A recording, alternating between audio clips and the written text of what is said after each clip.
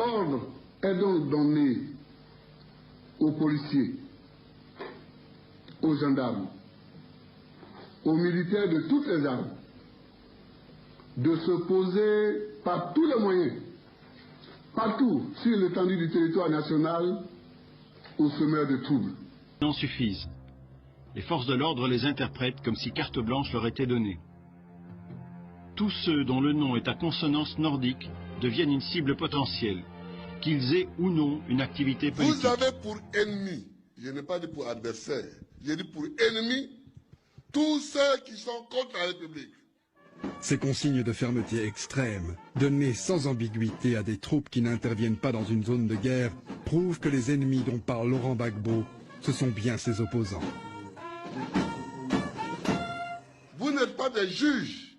Ce sont les juges qui regardent pour voir s'il y a des circonstances atténuantes ou bien s'il y a des... Ça, c'est les juges, ça. Que la République, quand elle se construit aussi avec des forces de combat. Et nous demandons à la CRS de mater tous ceux qui sèment le désordre et puis après, nous réfléchirons sur les raisons qu'ils ont à vouloir rechercher les causes. Donc votre rôle n'est pas un rôle d'analyse. Toujours en tout temps, nous vous donnerons les moyens qu'il faut pour ça. Nous vous donnerons les moyens qu'il faut pour ça. Les ordres seront respectés à la lettre. Pourquoi d'ailleurs s'encombrer de quelques sentiments d'humanisme et de respect des droits de l'homme, quand le chef suprême des armées déclare en public qu'il répondra de tous les excès de ses troupes, la répression des opposants et de tous ceux qui sont soupçonnés de sympathie avec l'opposition.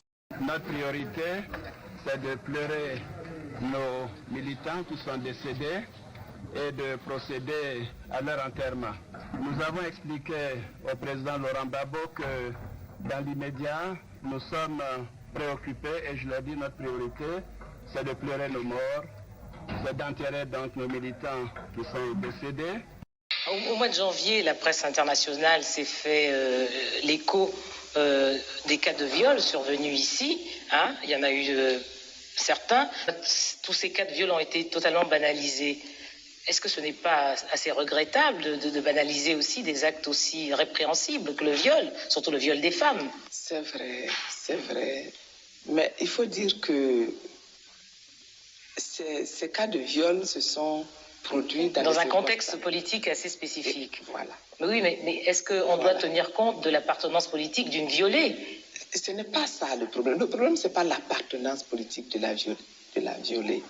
Le problème, c'est pourquoi les gens manifestaient. Est-ce que vous voyez? Pourquoi les gens manifestaient? Et à quel moment ces viols-là se sont produits? Et c'est ça. Et dans la mesure où les Ivoiriens désapprouvaient totalement les raisons de ces manifestations. Je ne sais pas si je me fais bien comprendre. Il y a eu l'amalgame politique, il y a eu la désapprobation de la population.